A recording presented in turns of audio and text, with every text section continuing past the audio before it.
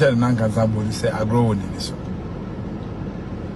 na woni mo ho a on abuza from mo nyina makwaba e de bagana As3m TV so but omo dey so be like video no be subscribe to the channel no what turn on notifications say be next time videos of this nature eba also sabit makabina so watch the comment section ho na be hu bia from Mr President Amejo so TikTok o comment section ho ba bia be hu bia from Mr President Amejo so ko yin na edwum say that bia no e betim the new patriotic party aba power na ya bana Ghana fo nyina ho ato ko amamo we dey e dey need to Sudan say man we need that bia na de bia me ka asem bi say amanyasom ne yeye no so wa mo ni anda ho a ho be chiro pa the moment I hold the public office and say who say you own it a responsibility, I mean a sole responsibility to serve the ordinary Ghanaian. But I think say I do retirement nkofo bebree if you say a public office no more hold it. As a result of that, it is their sole responsibility to impact and improve lives of people. They have forgotten about that. Abushami chankra, momi enko. Yenko ko video bi mra. Na video no we are going to take our time and digest the issues out of the perspective of the ordinary girl, not the perspective of Mr. President here. Women commerce is here. e wuzafo mon kanche Nana Nkansah Boadu say me man in Grredy America agro woni ni so mon kanche Nana Nkansah Boadu say agro woni ni so na woni mo ho a on ho ni so enye obi na ama abasa MBB fo na ama abasa me we time kra 452 about 452 enipa awanya mfaso pa e wo MPP ho ye Nkansah Boadu me de me kasa me woni me kufo wi ni ye me woni fie and no cover of Kufo tena ne came ye bobo ise Kufo wi ni anwumre oni Kufo e ba fie o achimota new plan baby America ne bu ye no ye kan ni party two more din wasasi so a Nkansah Boadu onu woni atenka manipa ye de ya drive no nti unim se me na me ye tanker driver nti me kasa minim ne America idi mate woni fie e ben onua kwami chibrusderi MPP ba me na kwasha ambrusderi na ambrusderi empodo ma krusu ye fra akola no immigration ne nua ba kwabna me anam de ne be ko university e wakra e mo wie ye onye ne masters a o se wonye ope soja na am so unko university mi ordinary soja and odi to free me fee almost sankola ketenkete o me ye 3 o me ye 4 kra kwabna mam kwadu na junior yeah kwasi Boadu say hwan ni fie monko busi na si okumas hwan ni wabo na woni fie etremodin nipa bonisem enko a onua me ni onua na drive monko busi an so onua na drive mobile car oka small boy malam car ewo ye friend say ashaman monko busi an say kwan be na onua na fa so owuye ema on fin za tetete na nya ni ne o mo mfa na samo ma we sokra na iri sister Lydia. There has been consistent reports say enubone afagana airport akwa bruchire internationally yenim say money laundering babi a taifa airport smuggling kese no other mean trafficking business airports enam all over the world enti yebusa hopsi adoye okodi nuboni hu adwuma ana ne pamu ni free ho okoye money laundering ana ne pamu ni free ho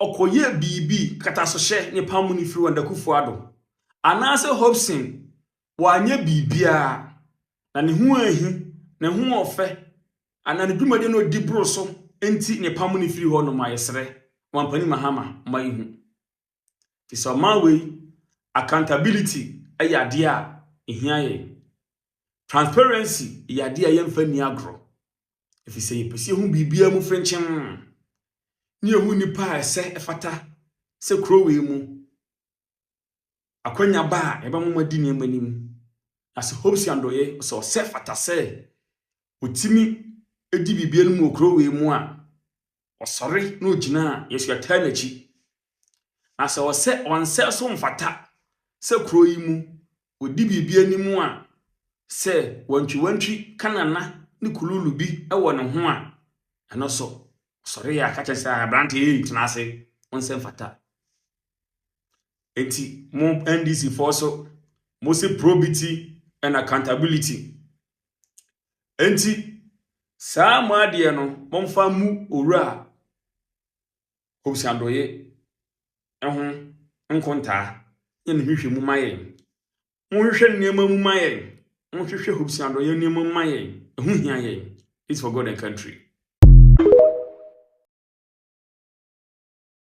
Obeti atechem wo suro se obekoti bia manfo wo na ye tua uka taxpayers money e na ye di tua uka Ghana for one ma yensensi form papa one ma Ghana for esi form. Now I don't blame you. Me blame Ghana for na enya adaje ko sell lie eto abasama o because wo betena so for good 12 years. Wo be ye vice president e ma wu jade atamos ewu ye. Yedisa show nsama wo buye wo wie wo se wo nye president da. E ma ye vote ma wo ma wo be di 4 years aye 8 years. Wo se a we twa 4 years chinchira ye sama wo mra se a wo be twa 12 good years. Wo to me nye hwe. Wo promises en kokon ketenkete omo adwane en confirm a wo di ba ya omo kọ Burkina.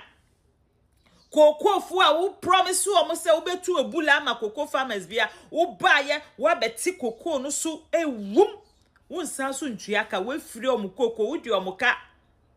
Wo ba ya wo si agenda 111 ye hu hwe afi na wo si market aye abeifo kodi dwa na access amanfo kodi dwa wom ye nti ase wo be sori e na wo si market ne bathroom wo he efiri Kwame Nkrumah time market bie ni Ghana a bathroom ni toilet enim ewo mu di dada wo ewo mu edi dada na ya nkoto ayeda enso efa enkrofo a wo se den ya nkoto ayeda we are disappointed to Ghanaians. We are very incompetent. Incompetent President Mahama administration. What disappointed Ghana for? Wo nyame eyineni efri wo so nyame nsan ni wo so. Won kwa wo ba power. Mun kwa mo party and a sitting president ewu. Mun kwa mo party and a sitting vice president ewu. Mun kwa mo party o. Mukwa mu party me say balok di we chi no Ghana for ansha this 2 years aka no ahohie hia wo balok di Ghana for be komu no esum bi mbada o Bibia asay wo hwe your sports are say hwe Black Stars afi Black Stars omuntimi hwe goal biom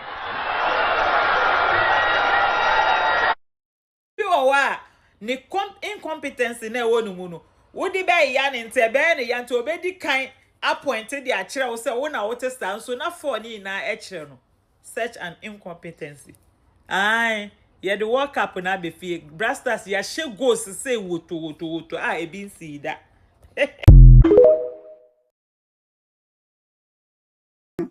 wodi be man ko foforo won ma assembly won ma sanitation bio anya wa sanitation for this sika yakwaji loan na breast sanitation for mu fa nye hwe na wo ba obeje fi sanitation for na wo je ye no enya wa sako hwe no sako shi tata nso tonso na baby shi who ya dio nkwa ho ba eja hihie Mr. Pad unya ba perfect intro say what pad saka wide wo do say pad na be ye bibia mo It took about 15 minutes. You can even waste as much as 1.5 hours.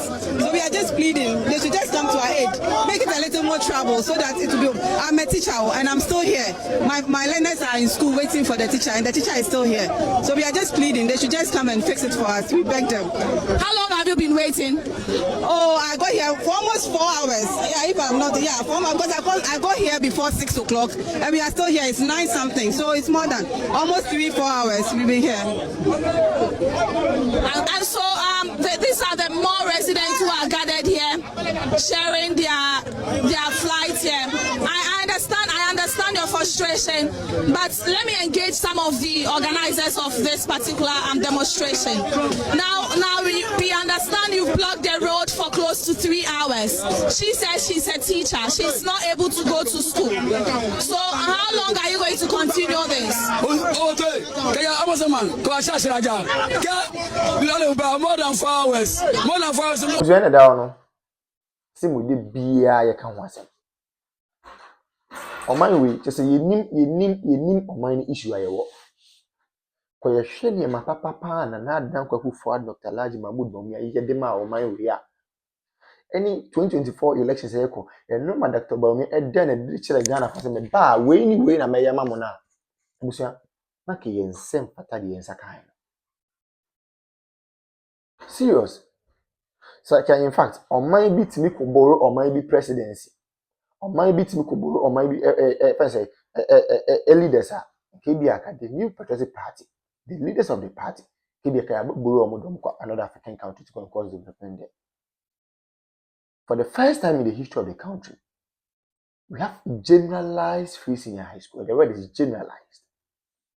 For the first time in the history of the country, we have active drone delivery systems. For the first time in the history of the party and of the country, yetimi enya active and well facilitated health facilities across the length and breadth of the country. Agenda 111. We may say impo yenwie because the agenda na the person here number of hospitals and the is yentime because of time. But those ones yetimi we go and see how they have been operationalized. And then me look say we have some of the hospitals in fact, yeah, equipping hospitals are all right, but because of political tantrums and political gains, many can say, yeah, hospitals and they go on and no women say.